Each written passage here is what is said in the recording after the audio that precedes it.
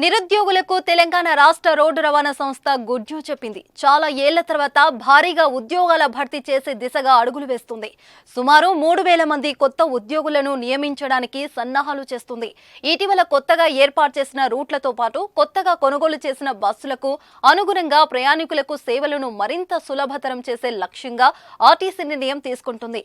తెలంగాణ ప్రభుత్వం ప్రకటించిన మహాలక్ష్మి పథకం కింద మహిళలకు ఉచిత ప్రయాణ సౌకర్యం కల్పించిన తర్వాత ప్రయాణికుల సంఖ్య భారీగా పెరిగింది. గజం కేవలం 15,500 రూపాయలతో 150 గజాల భూమి కేవలం 23 లక్షలు మాత్రమే. దీంతో పెరిగిన ప్రయాణికులను దృష్టిలో పెట్టుకుని సేవలను మరింత విస్తరించడమే లక్ష్యంగా ఈ నియామకం చేపట్టనున్నట్లు ఆర్టీసీ సీనియర్ అధికారి ఒకరు చెప్పారు.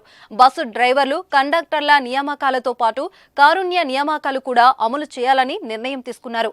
ఇటీవల 813 కారుణ్య నియామకాలను చేపట్టేందుకు ప్రణాళికలను ఆర్టీసీ వెలువరించింది. కొన్ని రోజుల క్రితం మరణించిన ఉద్యోగుల బంధువుల నుంచి అర్హులైన అభ్యర్థులకు సుమారు 50 అపాయింట్మెంట్ లెటర్లను కూడా అందజేసింది. కారుణ్య నియామకాలతో పాటు అదనపు నియామకాలు చేపడతామని, ఖాళీగా ఉన్న పోస్టులను భర్తీ చేస్తామని, ప్రస్తుత ఉద్యోగులు ఎదుర్కొంటున్న సమస్యలను పరిష్కరిస్తామని రాష్ట్ర ప్రభుత్వం ఇప్పటికే తెలంగాణ ఆర్టీసీకి హామీ ఇచ్చింది. త్వరలో బస్సు డ్రైవర్లు, కండక్టర్ల పోస్టులను భర్తీ చేస్తామని TSRTC managing director VC Sajjanar తెలిపారు. వివిధ శాఖల్లో ఖాళీగా ఉన్న పోస్టులను భర్తీ చేసేందుకు ప్రభుత్వం దృష్టి సారించిన ఈ నేపథ్యంలో ఈ దిశగా అడుగులు వేస్తున్నట్లు తెలిపారు. ప్రజా రవాణా కోసం పెరుగుతున్న డిమాండ్లను తీర్చడానికి తెలంగాణ ఆర్టీసీ సేవలను విస్తరిస్తున్నట్లు సజ్జనర్ తెలిపారు. వాటిని సమర్థవంతంగా నిర్వహించడానికి కార్పొరేషన్ కు అదనపు సిబ్బంది అవసరమని సజ్జనర్ చెప్పుకొచ్చారు.